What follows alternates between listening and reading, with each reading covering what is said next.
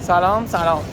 اگه شما هم یکی از ترساتون از مهاجرت اینه که آینده شغلتون چی میشه، بدونین شما تنها نیستید و خیلی‌ها این دغدغه رو دارن. توی این ویدیو سعی می‌کنم این مسئله رو بیشتر براتون بازش کنم، شاید براتون مفید باشه.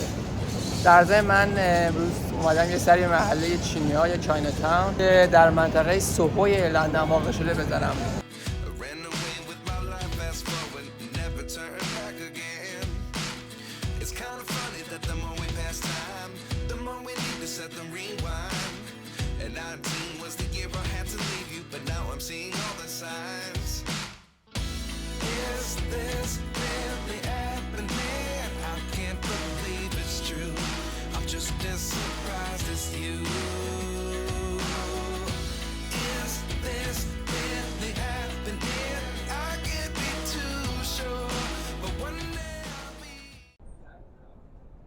خب اولین موردی که توی بحث شغلی پیش میاد و از همه مهمتره و سنگ بنای موارد دیگه محسوب میشه اینه که شما خداحافظی کنید با شغل‌های قبلیتون، یعنی اینکه اونها رو فراموش کنید.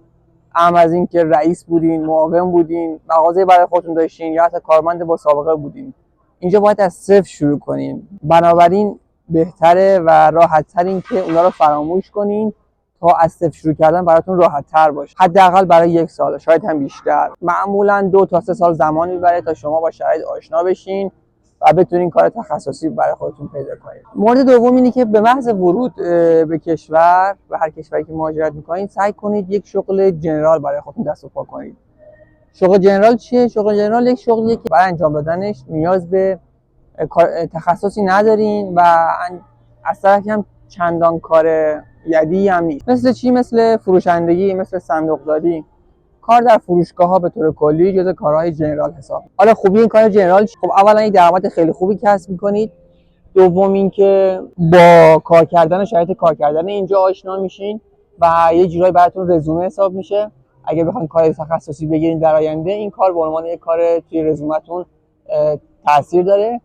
و سوم که میشه گفت خیلی مهمه اینه که سرعت رشد زبانتون رو بسیار زیاد میکنه. مورد چهارم هم اینه که از لحاظ بانکی براتون کردیت ایجاد میکنه. یکی دیگه از ویژگی‌های بودن تو محیط کاری اینه که شما با نحوه ارتباط افراد با هم آشنا میشید. مثلا چجوری یه رئیس با مرئوس و کارمنداش صحبت میکنه.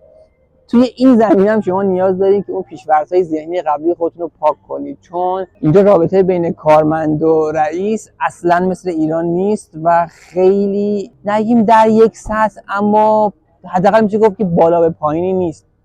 با هم دیگه فاصله دارن اما فاصله‌شون عمودی نیست، بالا و پایین باشه، فاصله عرضی یا افقی دارن. و خیلی از فعالیت‌ها و شرح وظایف مدیر اینجا شامل کارهایی میشه که اصلا در تصورتون شاید نگنجه.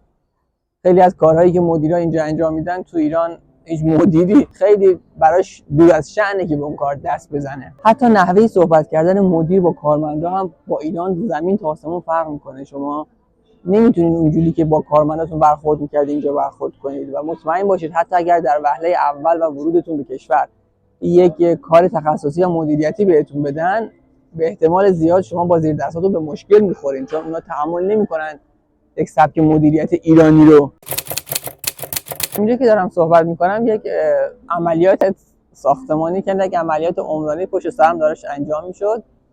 این هم جالبه بدونین که عملیاتای داخل شهری که انجام میشه کلا با ایمنی بسیار زیاد دورش رو کاملا میپوشونن. افراد زیادی اونجا حضور دارن، وقت زیادی رو صرف این میکنن که چجوری اون کار رو انجام بدن و در نهایت برای انجام دادنش اونقدر وقت نمیذارن. یعنی حاشیه‌هاش خیلی زیاده که در نهایت هم درسته، چون اول ایمنی بعد کار رو رعایت میکنن.